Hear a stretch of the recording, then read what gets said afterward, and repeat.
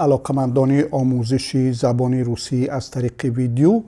در این درس درباره حالت همراهی یا ابزاری اسمها در زبان روسی صحبت میکنیم. حالت همراهی یا ابزاری اسمها را در زبان روسی تворительный падеж существительных میگویند. برای آشنا شدن با تворительный падеж существительных اول بیایید چند جمله را در زبان خودمان و ترجمه آنها را به زبان روسی تحلیل کنیم. من با برادرم به کار می روم. Я с братом иду на работу می شود ترجمهش به زبان روسی. در اینجا ببینید که من پیشایند با را با رنگ سرخ اینجا اشاره کردم و برادرم را با رنگ آبی اشاره کردم که در زبان روسی هم اینها مثلا ترجمه با سه می شود و ترجمه برادر برات می شود. خوب ببینید در این جمله وقتی که من میگویم من با برادرم به کار میروم، در ترکیب با برادرم به این معناست که همراهی برادرم، یعنی با برادرم به کار میروم و در زبان روسی هم این رو بعد میگویم یا с братом иду на работу. سوال میدیم من با کی به کار میروم و جواب میدیم من با برادرم به کار میروم. یا در روسی سوال میدیم یا ایدو на работу с кем و جواب میدیم یا с братом иду на работу. که در اینجا هم این с братом به معنای همراهی من رفتنی برادر یعنی همراهی یا رفتنی برادر یا برات می باشد. خوب اینجا ببینید که کلمه برادر در زبان تاجیکی وقتی که با پیشوندی با پیوست می شود هیچ فرق نمی کند. تنها این اندک جانشینی صاحبی در این پیوست شده است. اما در زبان روسی وقتی کلمه برات با سه پیوست می شود در آخرش چی می گیرد؟ ببینید ام گرفته است. یا с братом иду на работу. یعنی окончание ом گرفته است. آن همین окончание ом ifade کننده این است که کلمه برات در این جمله روسی در شکل حالت همراهی یا تворительный падеж آمده است. یعنی ام و من این رو با رنگ آبی در اینجا اشاره کردم. و جمله دیگر رو میبینیم. ما سال نو رو با بابایم جشن گرفتیم. در اینجا هم با بابایم یعنی با همراه کی؟ با بابایم. و ترجمهش می شود ми праздновали Новый год с дедом. اینجا هم با همراه کی؟ یعنی с дедом ترجمهش می شود با همراه بابام. اینجا هم که ببینید کلمه دد در آخرش چی گرفته است؟ پایانه یا окончание ام گرفته است که به این معناست که کلمه دد در این جمله در شکل تворительный падеж آمده است.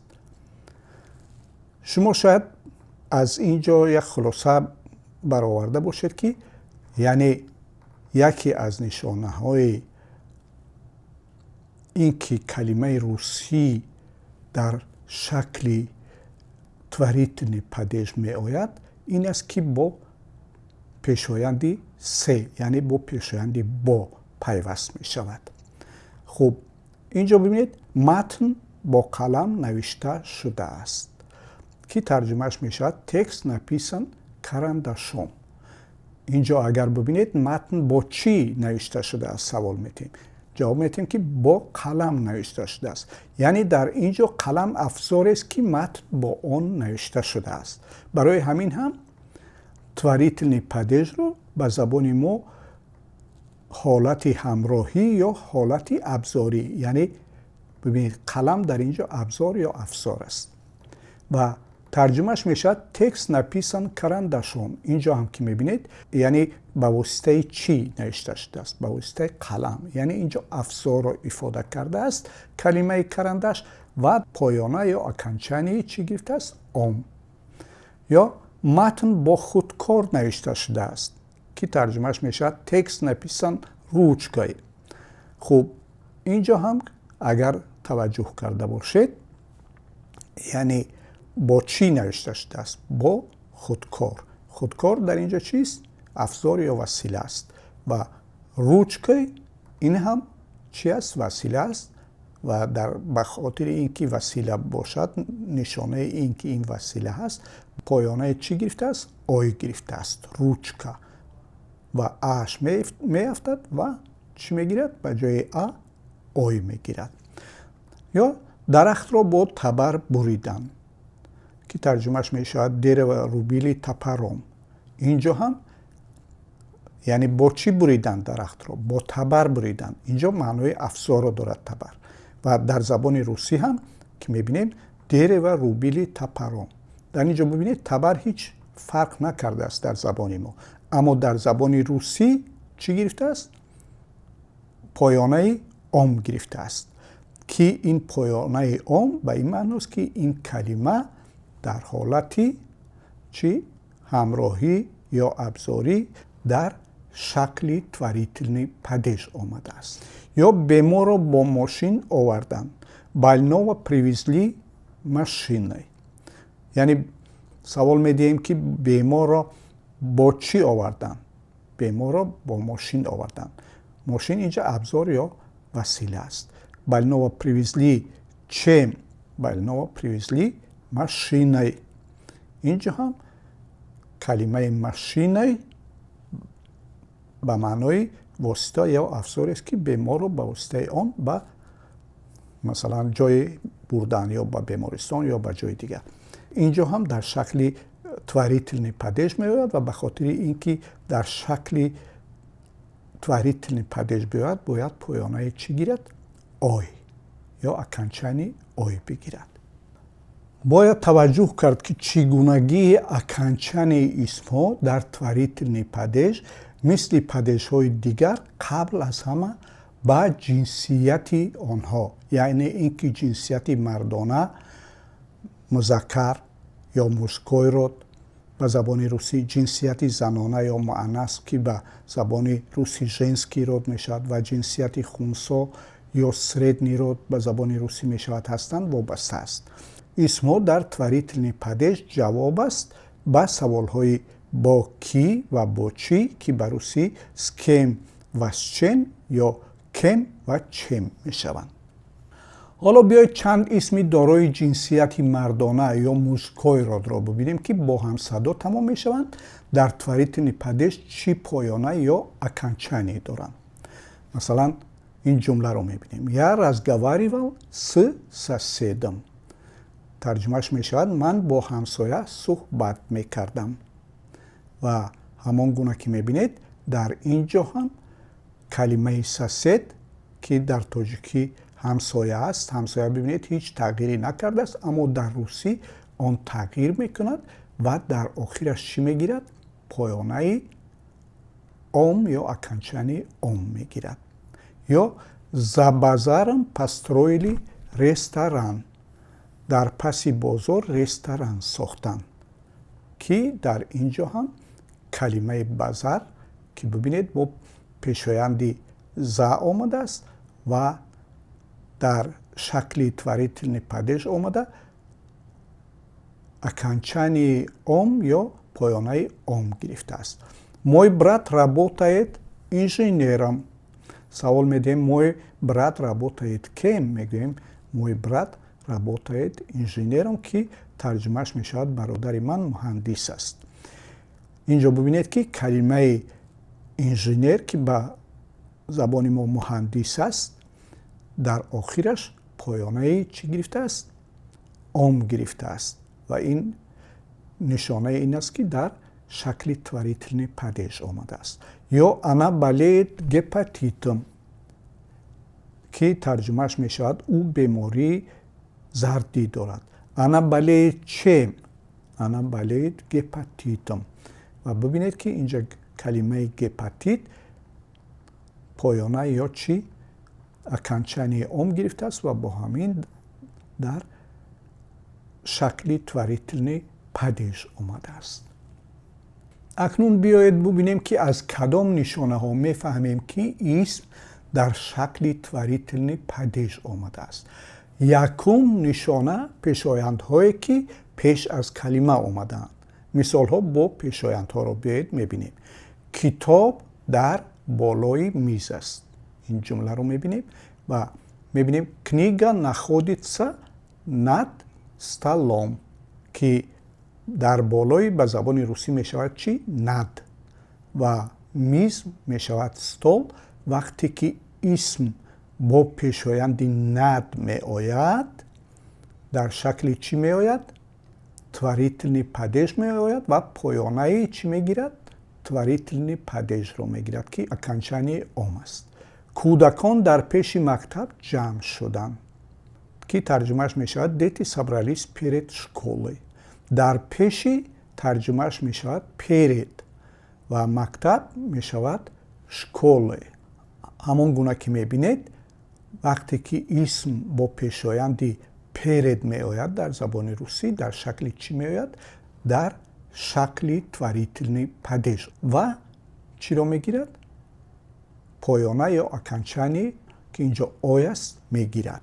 ҳоло шумо шояд бипурсед ки чаро инҷо поёнаи ом гирифт ё окончанияи ом гирифт? инҷо поёна ё окончанияи ой гирифт. шояд худатон дарк кунед ки стол исми дорои ҷинсияти мардона аст дар забони русӣ ва калимаи школа дорои ҷинсияти занона муаннас аст ё ба забони русӣ бигӯем женский род аст. барои ҳамин ҳам поёнаи ин калимаҳо дар шакли творителни падеж чӣ фарқ мекунад. хуб, дар паси хона чоҳ мекананд. За домом копают колодец. хуб, дар паси тарҷумааш мешавад за ва хона мешавад тарҷумааш дом.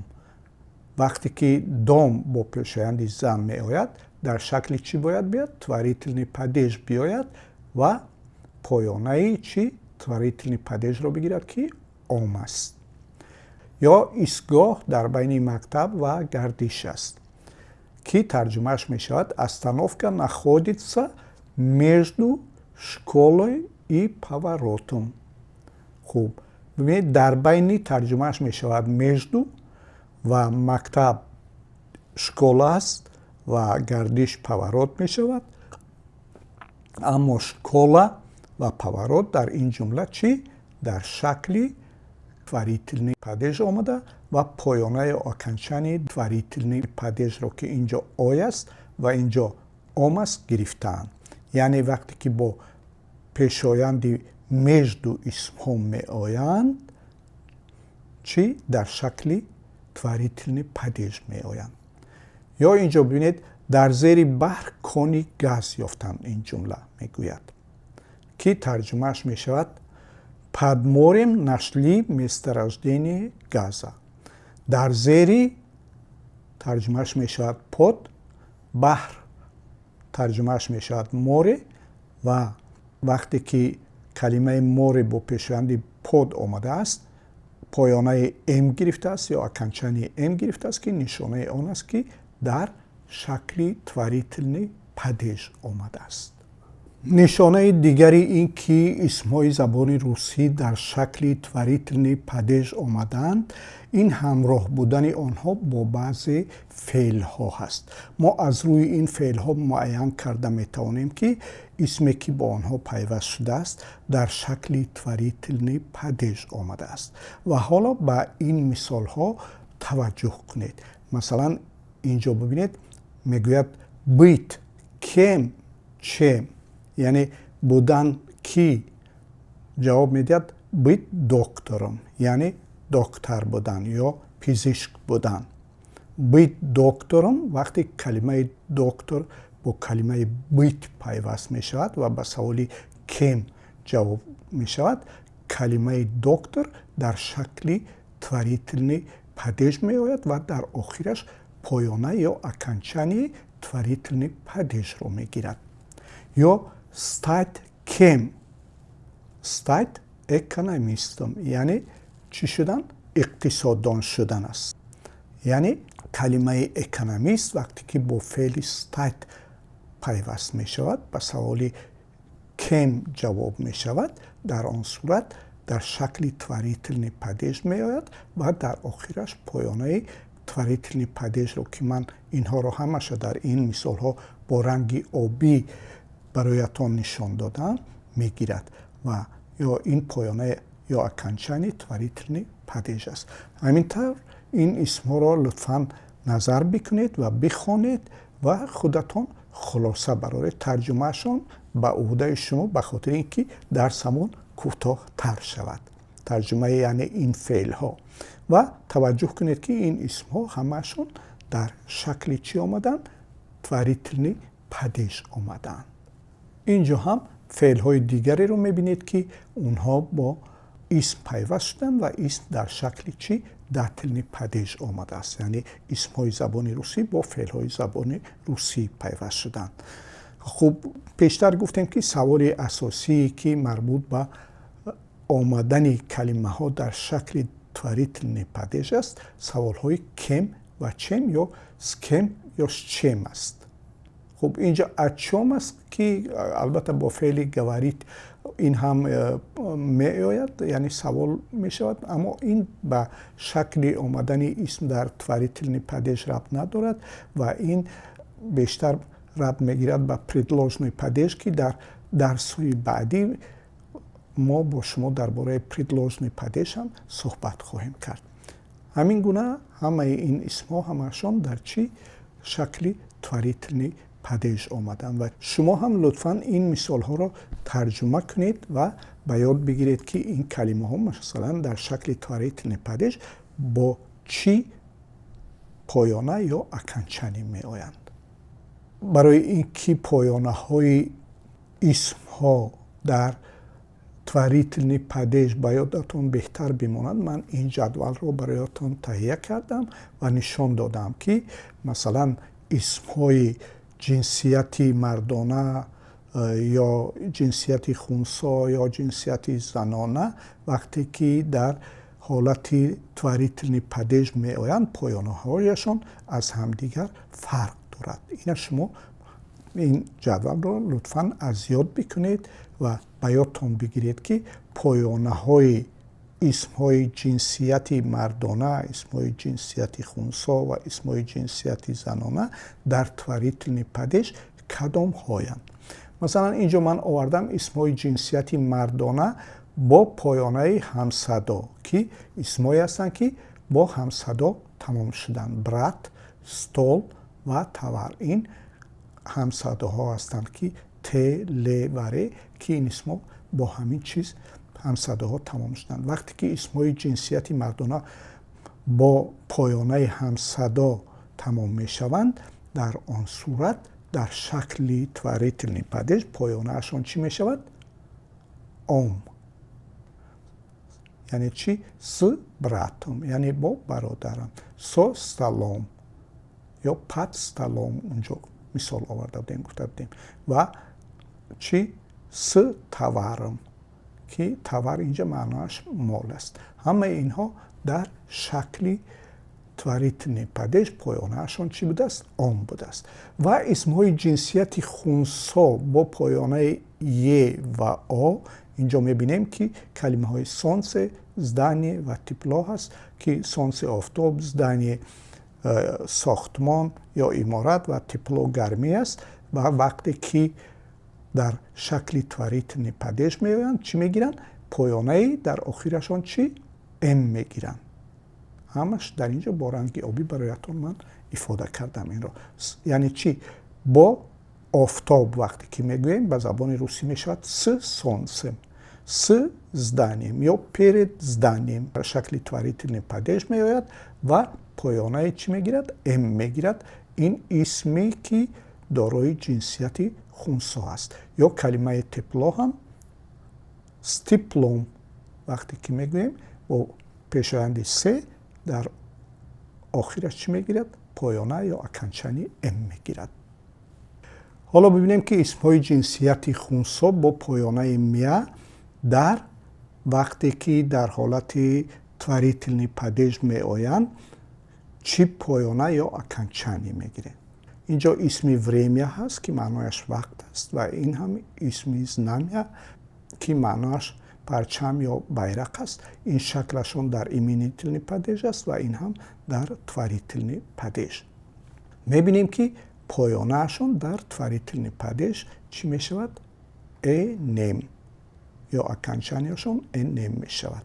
яъне с временем ё со временем ки дар вақте ки бо пешоянди се пайваст мешаванд дар шакли творительни падеж меоянд. ё исмҳои ҷинсияти мардона ва занона бо поёнаи а ва я. инҳо агарчи ҷинсияташон аз ҳам фарқ дорад, аммо поёнаашон ба ҳам монанд аст дар шакли творительни падеж. калимаи старшина ки ҷинсияташ чӣ аст?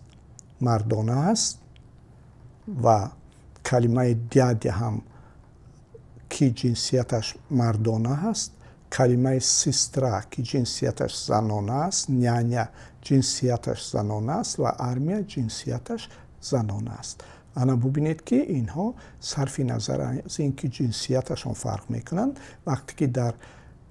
вақте ки дар шакли творительни падеж меоянд, поёна ё окончанияшон ба ҳам чӣ монанд аст.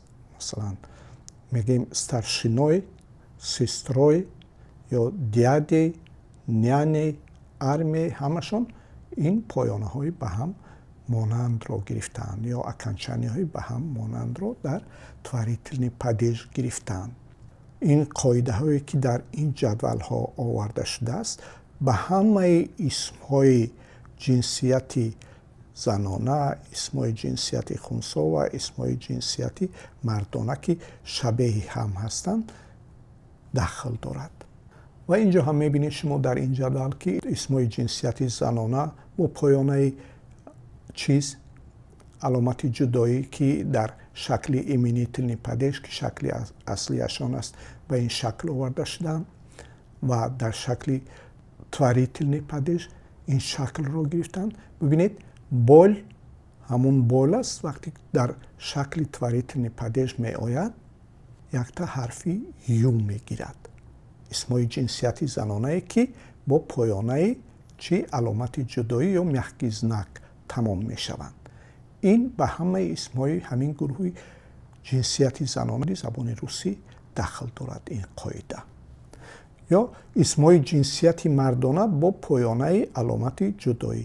ана инҷо бибинед ки инҳо агарчи ҳардушон ҳам исмҳои ҷинсияти занона ва ҳам исмҳои ҷинсияти мардона, яъне исмҳои женский род ва мужской род бо ҳамин аломати ҷудоӣ тамом мешаванд, аммо вақте ки дар шакли творительни падеж меоянд, поёнаи исмҳои ҷинсияти занона аз исмҳои ҷинсияти мардона чӣ фарқ дорад? инҷо мебинед исмҳои ҷинсияти мардона оварда шудааст. калимаҳои дошт, ден, житель, камин, гвозд, учитель. хуб иноро шумо тарҷумаҳошро худатон лутфан пайдо кунед. ман вақти шуморо зиёд нагирам.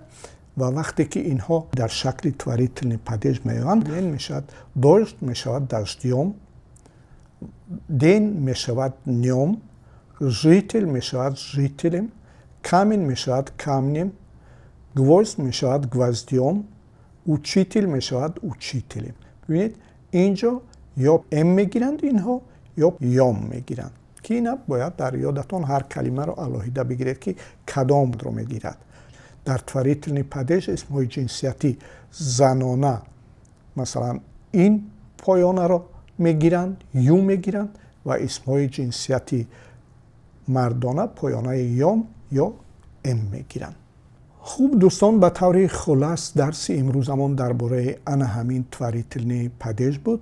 агар савол ва пешниҳодот дошта бошед, лутфан дар зери ин видеоҳо барои ман бинависед. агар камбудӣ буд, ҷое ки бароятон қобили фаҳм набуд, лутфан савол бидиҳед ва умедвор ҳастам ки инҳо барои шумо кӯмак карда бошанд, яъне ин дарсҳо. то дарсҳои дигар бедруд ва муваффақ бошед.